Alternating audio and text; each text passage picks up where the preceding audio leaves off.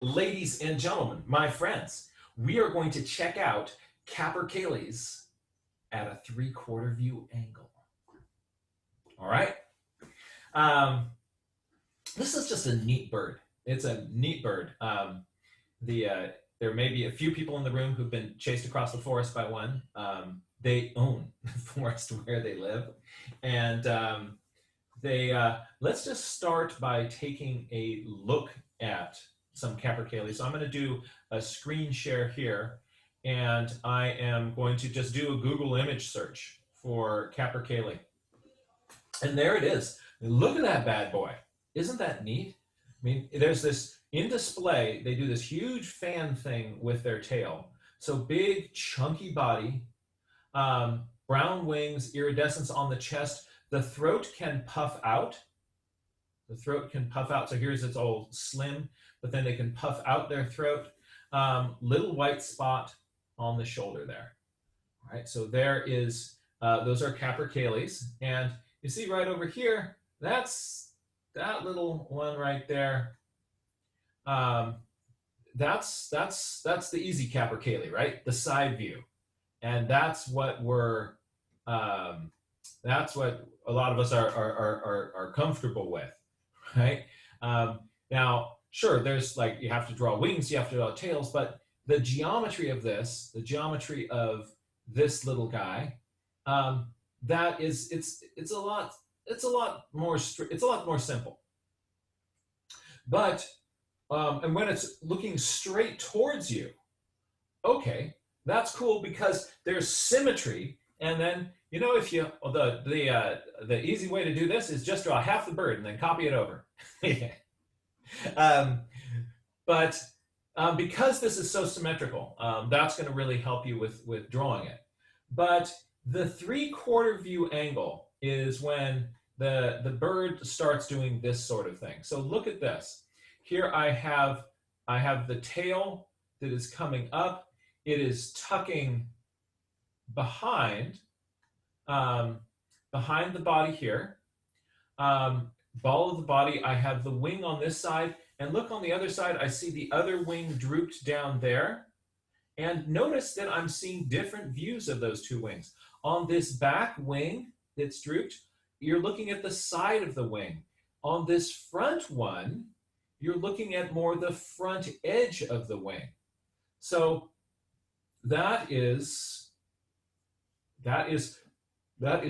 funky. Here's another 3/4 view Capercaillie. We've got that fan of the tail. Let's take a look at, I want to get just sort of a really nice photograph up here, and then we'll look at, oh man, look at this thing all puffed up. Oh, this is my forest. That's a cool bird. That is a cool bird. All right, so, and here, check this out, just, you know, they're big. Yeah, they're really big. So let's take, which Capercaillie do I want to use to have visible to me? I'm going to keep this Capercaillie visible to me. And what I'm going to do, so you can do the same thing. You can also simultaneously do a, rather than doing a split screen, what I'm going to do is I'm just going to transfer over to my major camera. That way, in the recording of this, the little picture of me drawing is not just a tiny little thumbnail. The disadvantage of this is that you're not going to be able to simultaneously look at that bird.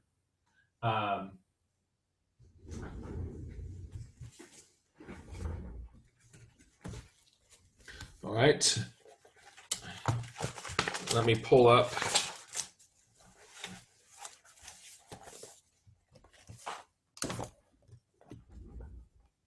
a little bit of journal here. And all right, let's play with this 3/4 view bird. And what's also going to be neat about this is that if you're saying to yourself, but wait a minute, I don't really want to draw a Capercaillie. Maybe I want to draw something else. That's okay. Because the lessons in the Capercaillie you can apply to drawing all sorts of other stuff. All right. So, how am I going to get started drawing this? I am going to reach for my non-photo blue pencil. And I'm going to block the shape of this Capercaillie out with this pencil.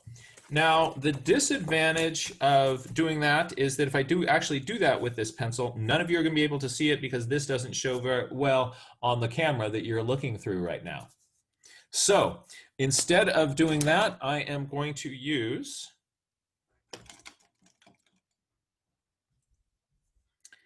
a blue mechanical pencil that will make a darker line. But if you're sitting here, if we're out in the forest somewhere and the Capercaillie popped up in front of us, you'd see me probably starting with this pencil. This is the erasable non-photo blue pencil. I use that for initially blocking in a drawing. And, but as you see, it doesn't really show up here. So let's think about this beastie. I'm going to start with just kind of a quick gesture sketch of this thing. So it's going to have a ball of a body, and it has a neck that sticks up.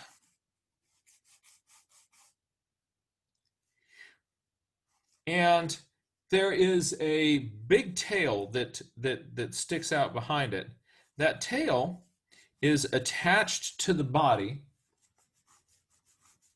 by a little set of upper tail coverts. The tail sticks up behind it.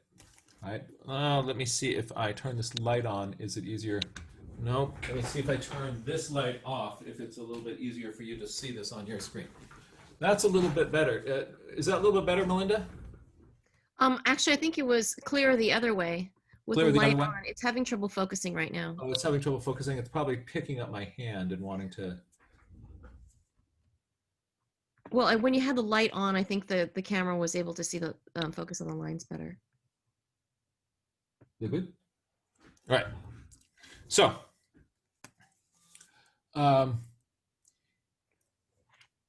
I want to get, so here's what I don't want to happen.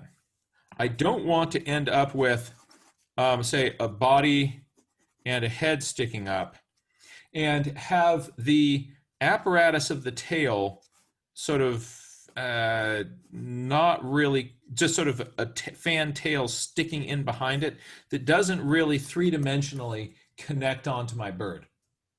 So what I want to do is I want to start thinking of this as a three-dimensional form. And so I'm going to start by giving this bird a center line down its belly. There's the front of my animal. When I'm doing three-quarter views, the center line going down the back of the bird or the front of the bird is a really, really useful reference point. Jack, is there a way that you can just briefly show the photo of the bird? You want to see that Capercaillie again? Yeah, and maybe we can take a screenshot for those of you who want to see. Oh, that would be an interesting thing to do. So here's that Capercaillie again. So what I'm doing is I'm thinking about just the center line down the body here. And what I'm going to be doing next is I want to get the center line on the back side. See, here's the middle of the tail coming down between these two clumps of upper tail coverts. Straight down here, I want to imagine that kind of coming up the back side of the bird, right? Where that is going to connect along the line of the back to here. So that is going to connect in here. So I want to get this part here where that center line comes down and in to insert at the right part of the bird. Then also notice on the left side, or actually it's the bird's right, our left, here, there's a little bit of the upper tail coverts that you're seeing. On the right side, the side facing towards us, we're seeing a lot more. So I'm going to be blocking in the geometry of this shape right back here. I want to get this tail to fit onto, if it was just this sort of bottle of the body and the wings, we could do that. But the trick here is to get this part here to attach into here, because the attachment point is, it's out of your line of sight. We want to make sure it's in the right place and that all the geometry of this bird aligns. Is that good?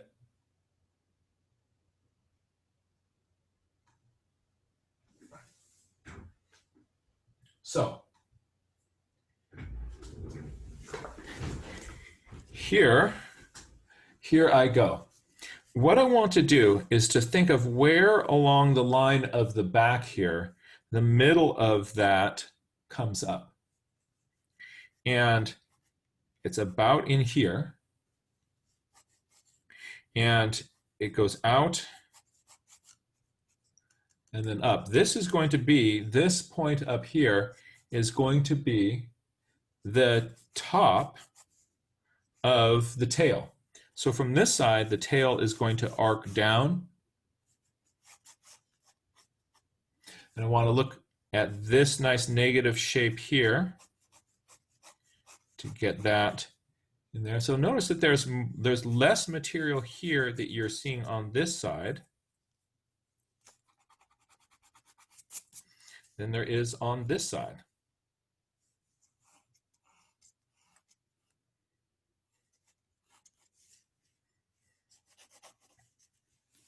The negative shapes are very, very helpful. So by negative shapes, what I mean is looking at the area, the shape of this air right here, and the shape of this air right here. Those are my negative shapes.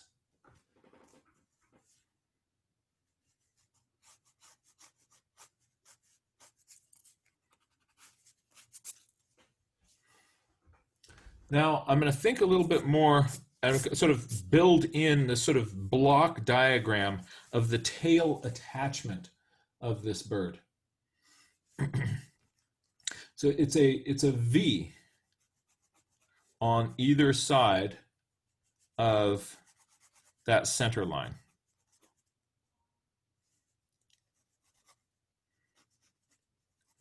And it's going to come up here. And here. There are sticking up across here a couple of larger feathers that are also making a V.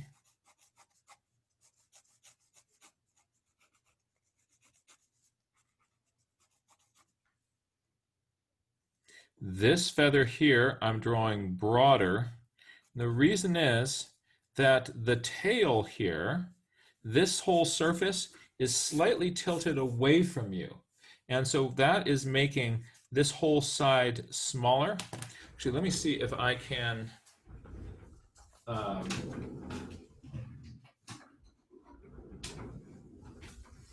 remember this? All right, I'm going to make you a little Capercaillie tail here.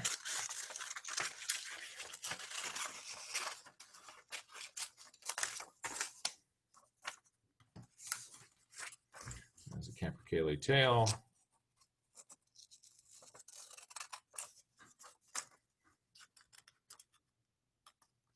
Just sort of show you a part of what makes the geometry on this a little bit confusing.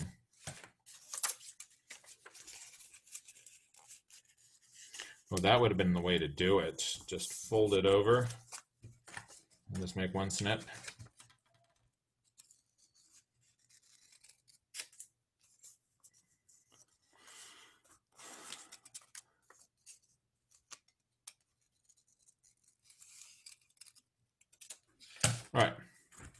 There's my Capercaillie tail. I'm going to put it on a dark background. So if you're looking at it from the front, you've got this.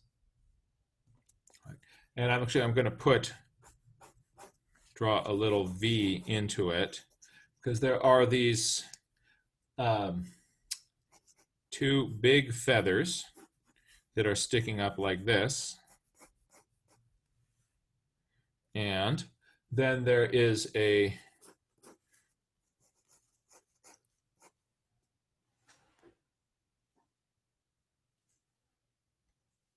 there we are. There are smaller feathers kind of coming down like this. All right. But the tail is slightly bent. See, I've got this slightly tented, so that if it turns this way a little bit, this side here, these feathers are foreshortened.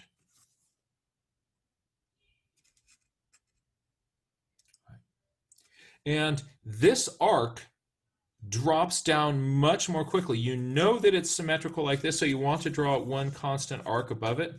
But I'm going to have this arc here that is facing towards you. That's going to be this more rounded thing. This one here on this side, look at how much more it sort of drops, it steeply drops off. Boom.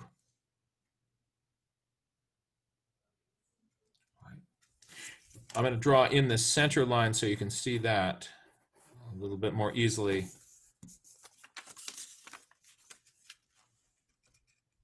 See that? So when the bird's at a 3/4 angle, there's this kind of, we want to draw the tail like that, but we're not going to. We're going to draw it like that. Notice that these are skinnier feathers here. This side foreshortened.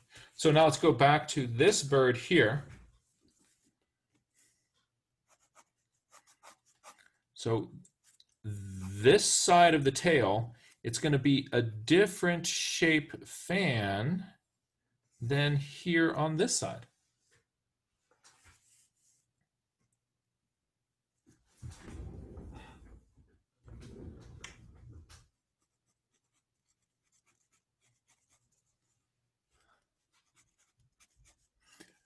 Got some little feathers arcing in here. Got those same feathers making a little bit of an appearance here.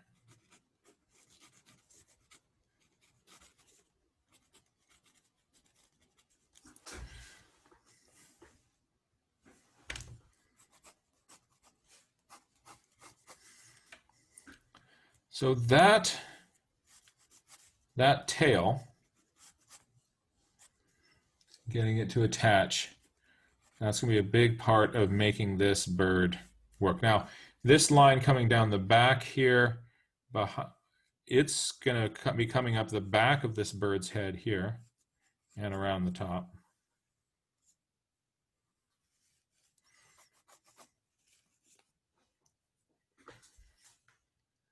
And now we're ready to start thinking about the wings.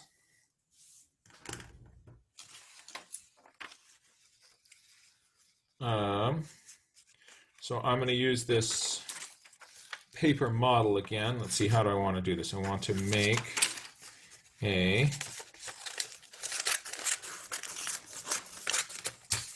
sometimes when I'm drawing things, if the geometry of it is confusing to me, I will make myself see if I can simplify things by making myself a little paper model. And when I do that, oh, there we go. No, I want to do it this way. When I do that, it helps me sort of understand what I'm looking at. So here what I'm going to be doing is just making something to help us understand a little bit about the geometry of what's going to be going on with these wings.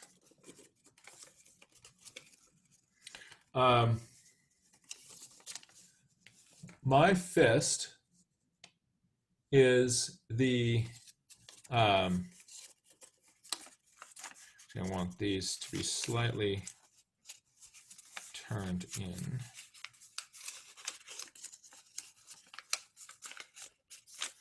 Hold on a second.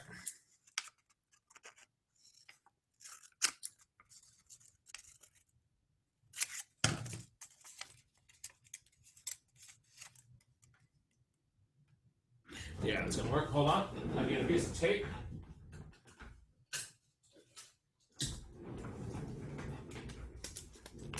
Oh, just made me a set of Capercaillie wings.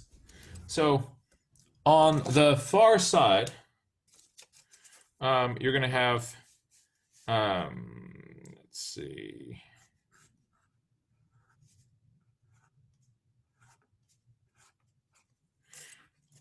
These are far wingtips on the side that is closest to you.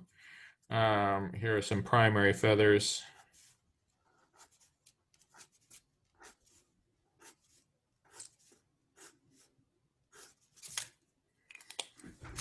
All right, so here's, my hand is the bird, right? And it's got its wings drooped over either side. Right? So because the wings are slightly rocked towards the back, you end up looking at the more of a foreshortened view of this close wing and more of a side view of this back wing. Right? And the reason is that there's just that these two sides are they're slightly angled in. So at this point, this one is pointing more towards you, and this one over here, you're seeing more the direct view onto that. The reason why it's helpful to kind of really kind of make a big deal out of this is the same reason that we made this little model for thinking about the tail, is because this kind of geometry, it's a little, our brains want to keep the bird super symmetrical, but in the 3/4 view, a slight change in angle makes a big difference. Remember, if I were drawing this tail and it was flat, then it stays symmetrical, right? The two sides stay symmetrical. But a slight change in angle, as I rock it, the two sides are really, really different in the angle that you see them. And the same thing is going on here. Because they're slightly rocked in, I'm seeing a really foreshortened view here and a more broad side of the inner wing on the other side. So, and if these were, if they were at exactly the same angle on the bird, then you'd see them the same way in both places. But that little bit of angle change, and then you get a really different view of those two things.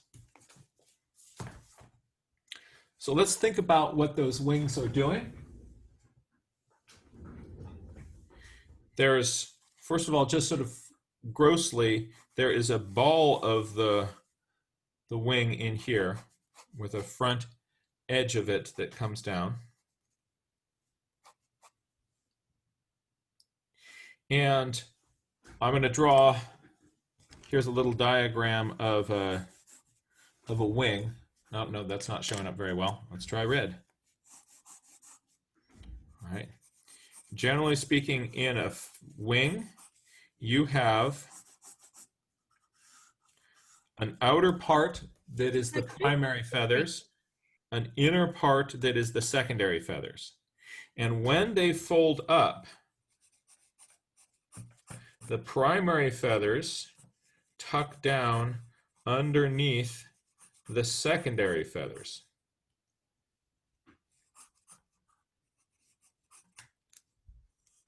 So you see a little bit of primaries sticking out underneath this clump of the secondary feathers. The top edge of these are covered with smaller feathers called coverts. And so in a diagram like this, that's going to be something like this. So I'm going to be up here in this bird, adding in a little zone for the primaries, the secondaries, and the coverts. On my photograph, I can't really see the details too clearly, so I get to make it up a little bit. And I'm going to have a lot of grouse and birds like that have a bit of a curve in the tip of the wing, so I'm getting a little bit of that in there. So this is my primary feathers, and those are going to come up against a lump of the secondary feathers, and those are covered up by covert feathers.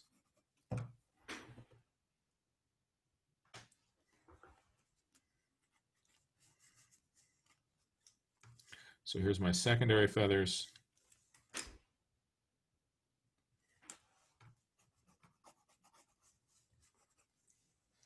And on this Capercaillie, there's this cool white spot right in here, kind of wrapped over the top of this wing. So this one here, it's really, really foreshortened. On the far side,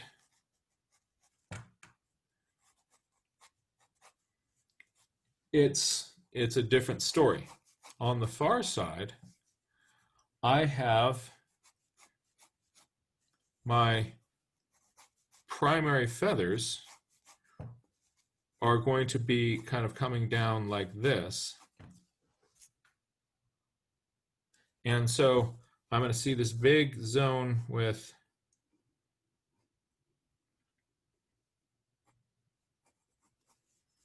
I'm kind of looking at the broad side of that far wing down there. For this drawing, I'm going to try to get the tips of, I'm imagining you're kind of at eye level with this bird, so I'm going to try to get the tips of these two wings to be about the same height. So I can bring this one down.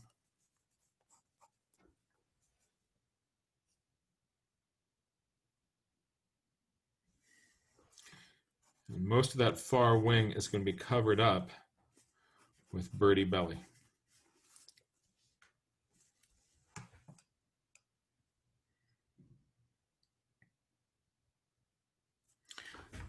Capercaillies, like grouse, have these big, shaggy legs that come down. So this bird's going to come down, it's going to have big, shaggy legs. It's going to have almost, this toe is going to be sticking towards me. Big toes going down, but big, thick, shaggy legs.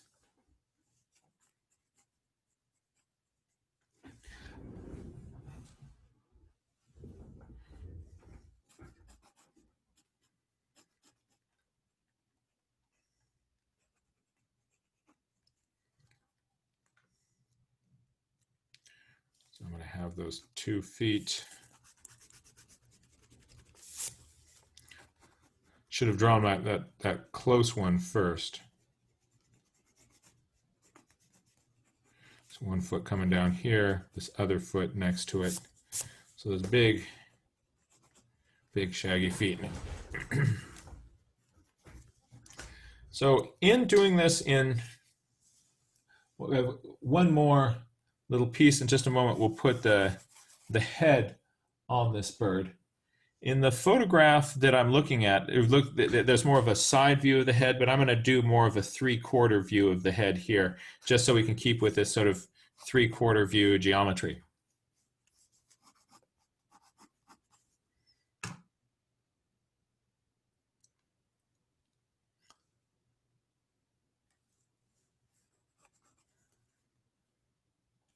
So let's take a look at the head here.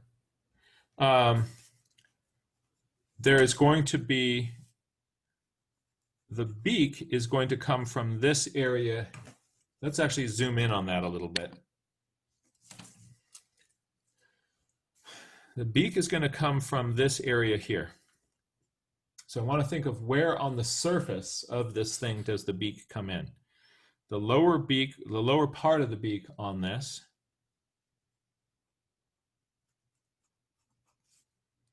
is going to be on the bottom edge of that.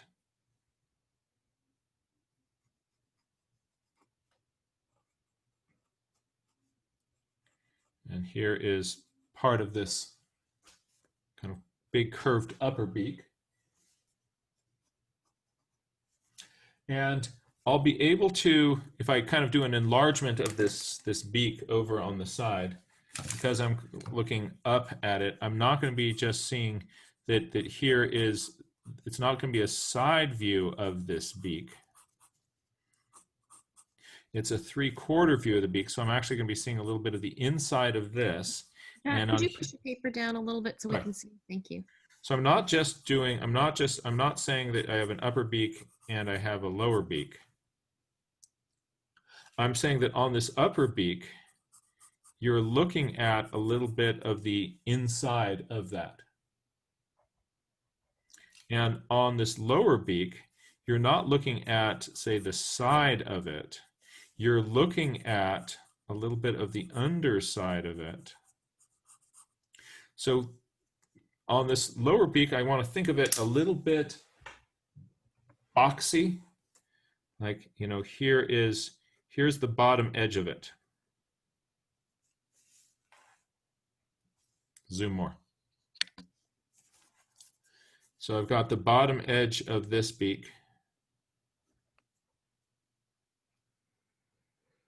Upper beak.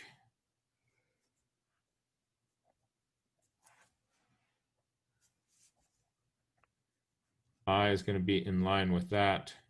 The Capercaillie has this big, lovely red skin thing over its eye.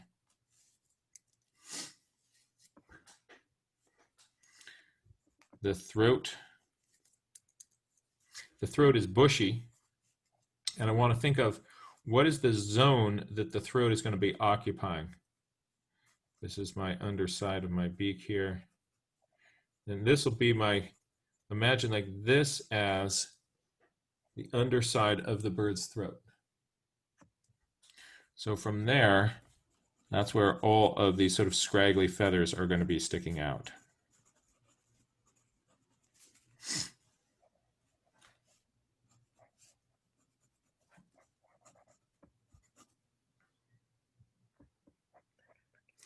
And there, I've kind of constructed this bird. I can also do a few other things, like I can think about if this wing is coming up here, you know, you might even see that far corner of that back wing sticking out like that. I don't really see that. I see that a little bit on the photograph. All right, so you can get a little bit of a bump in there. I've exaggerated it more on mine. This bird, you can see a little alula in the photograph, or maybe that's a smaller primary feather in that far edge of the wing. I'll put that in. And we're getting kind of a nice little 3/4 view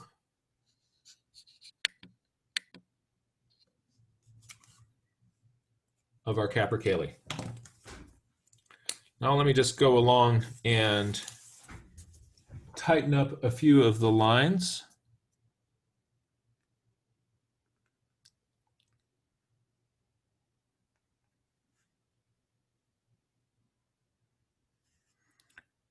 So on its lower bill,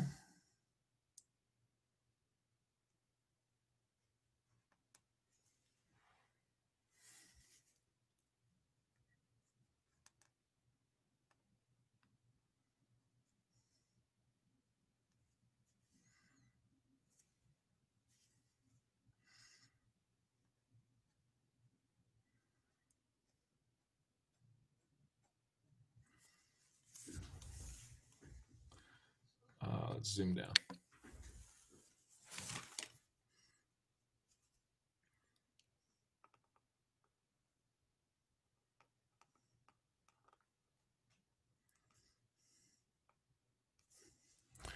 on the throat. Shaggy, scraggly feathers sticking out.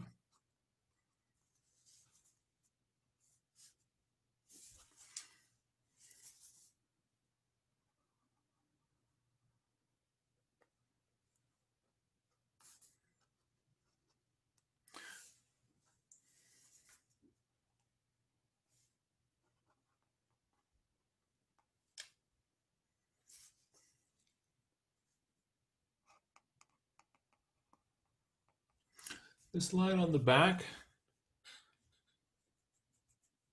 make that come down, but somewhere in here, I'm going to just lose that line.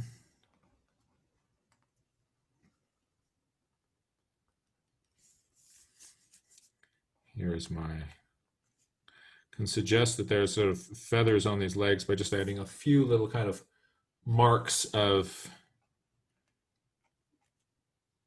shagginess.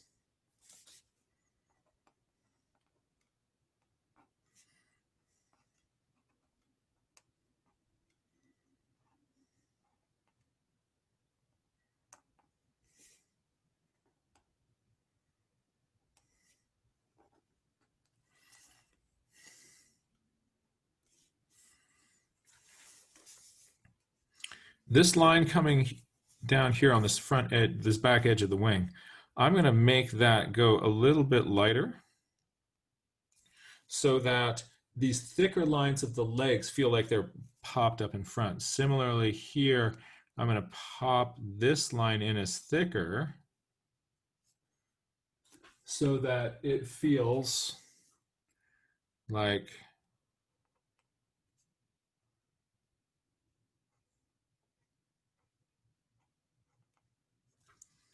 something that is in front. Generally, a heavier, thicker line will feel like it is in front of other things. So these secondaries having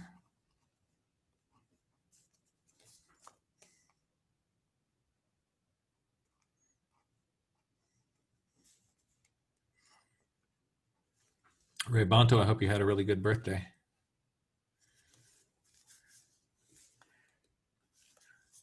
Now, we're going to get into kind of putting some details on this fan of the tail here.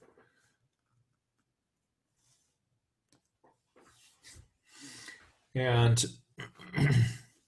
so I want this to feel like it's a kind of a flat back area coming here. There's going to be one bump here and one bump here. So I can suggest that with, if lines sort of showing the sort of lines that are kind of coming across here, make you sort of feel like there's some sort of a flat platform that is sticking back there.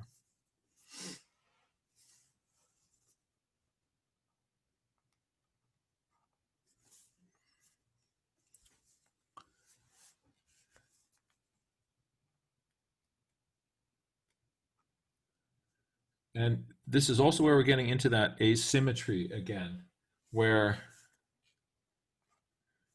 this side that is close to us is much,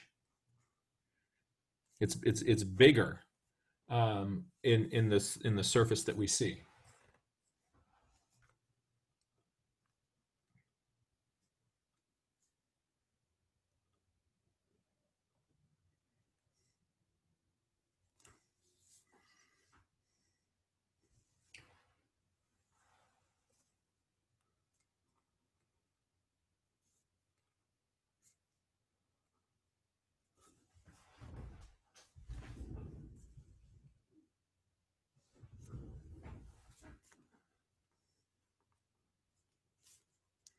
I'm coming in from the bottom here because these feathers tend to overlap with this one being these ones down here, these smaller ones being the closest to you.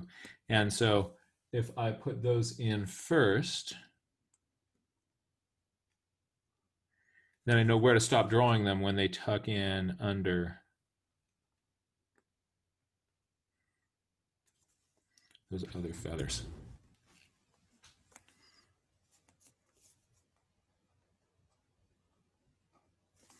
And back here, I'm going to use just a lighter line weight to suggest that those are further away.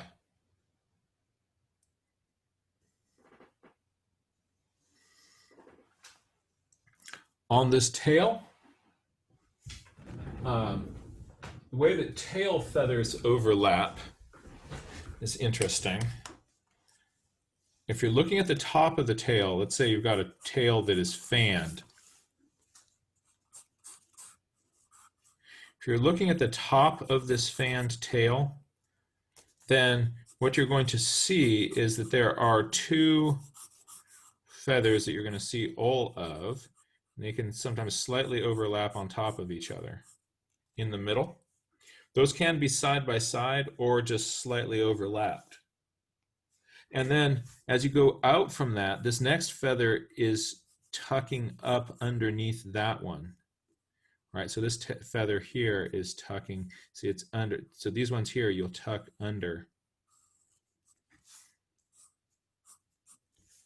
So that means in here is where you're going to find, like, where you're going to see the big feather sticking up.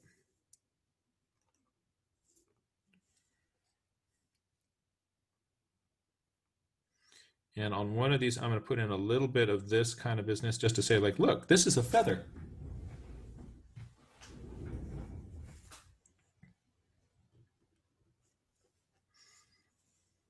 But if I get into too much of that kind of detail on all of these, it is going to feel,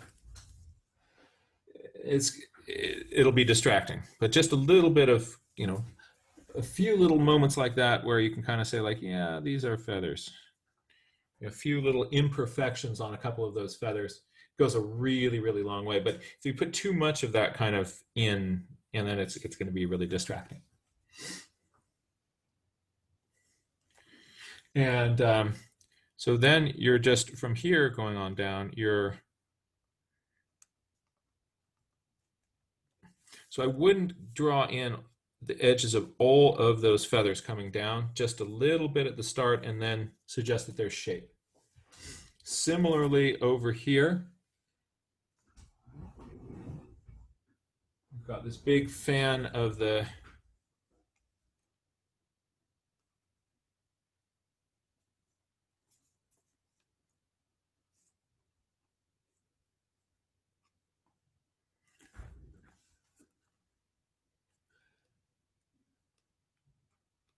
Now, think for a moment that the feathers in here are coming out like this. Feathers in here are coming out like this. Back here off the screen, the lower. So if I want to sort of think of the orientation of these feathers is, whoa, I'm totally off the screen. I just looked up. Let's zoom back out here. Oh, there we go. Right, so the orientation of these feathers is going to change as you kind of go across this wing, this tail. So, you know, in here, it's going to be different, right? So as I'm coming down this wing, this tail, those cracks are going to point the direction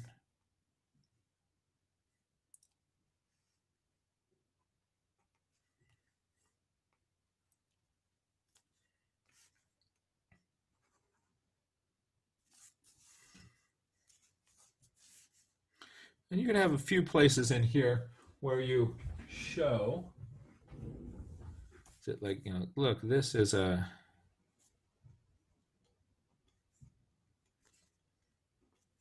but I'm not going to do that over that entire thing, or this will just start to look like a fence.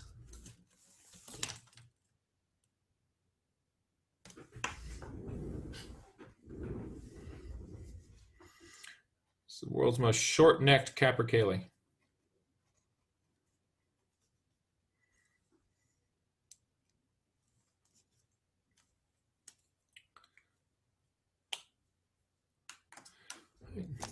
So there, is a little bit of the construction of this bird.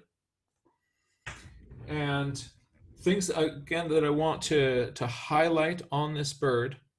One is that this part of the wing here, you're seeing this wing in the back as at a different angle than you're seeing this little part here. So that is one little bit. I also used some parallel guides here to have these, the wrist, and this part of the wing kind of parallel with each other. There's the idea that the back part of the wing of the tail here, that is a different shape than this part here because of the fold along this crease. And lastly, in here, as you're going from the back of this, I want to get a sense of just a little bit of a flat platform that is, so you can roll down the back of the bird and go up onto the tail. I need to have this part connecting into the rest of that bird.